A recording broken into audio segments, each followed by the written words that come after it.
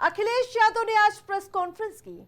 इस press conference के जरिए वो ब्यूरोक्रेट्स पर हमलावर नजर आए।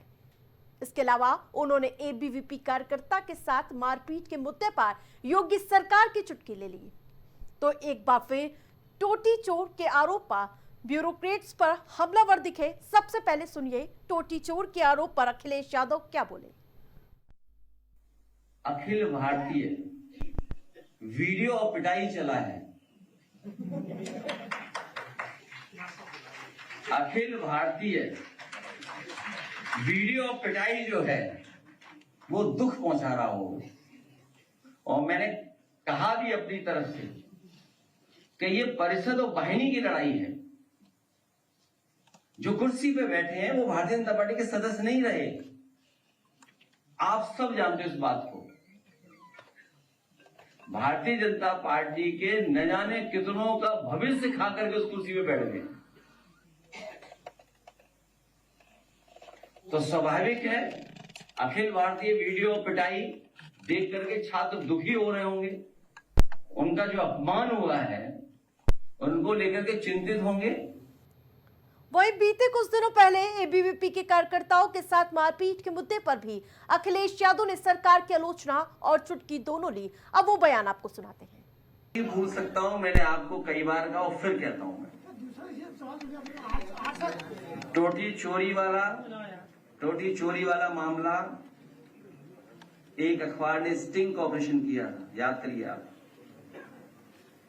एक पत्रकार ने पूरी जानकारी हासिल की थी और उसने कहा था कि आईएएस एक अवनीश अवस्थी है। अवनीश अवस्थी आईएएस एक और एक अधिकारी भाग्या ओएसडी कौशिक, वो डस्टबिन जितना है, हाइट डस्टबिन जितनी है। अगर बड़ा डस्टबिन कहीं शहर में देखा होगा आपने, तो उतनी जितनी हाइट है उसकी। ये तो किसने बताया था? एक प्रतिष्ठित अखबार के स्टिंग ऑपरेशन में हमें जानकारी मिली है। तो ये बात हम लोग भूलने वाले नहीं है। ये सरकार भी जान ले और सरकार चलाने वाले जान ले। अखिलेश यादव प्रेस कॉन्फ्रेंस के दौरान यही नहीं रुके। अखिलेश ने कहा कि अब वो इस सरकार की उल्टी गिनती गिन रहे हैं।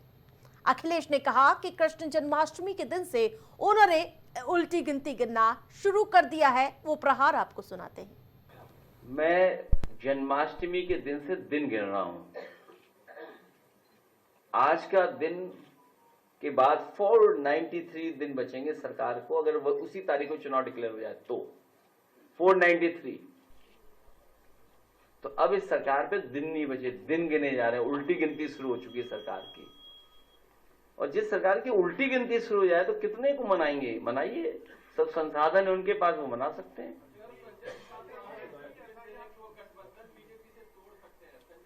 मैं आपसे कह रहा हूं, वैल्यू मैं बढ़ने नहीं दूंगा किसी की।